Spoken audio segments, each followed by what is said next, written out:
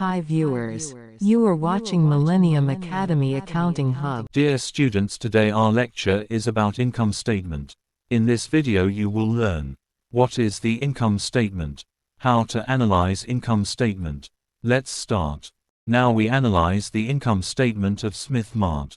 The heading shows the specific date on which income and expenses are identified and measured. An income statement is also known as a profit and loss statement.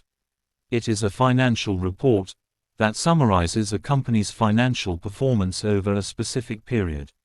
The difference between the net sales and cost of goods sold is the gross profit for the year. The operating expenses section classifies the expenses into two categories: selling expenses, general and administrative expenses.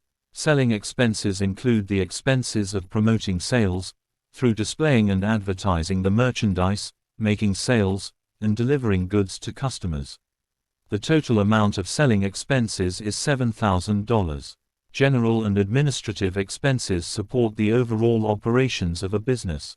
Total general and administrative expenses is $2,400.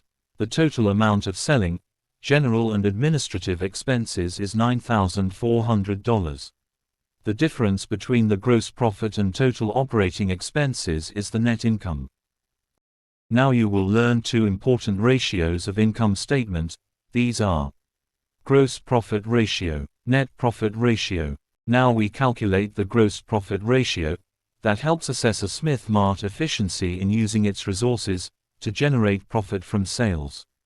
The amount of gross profit is $18,000 divided by net sales $30,000 multiplied by 100.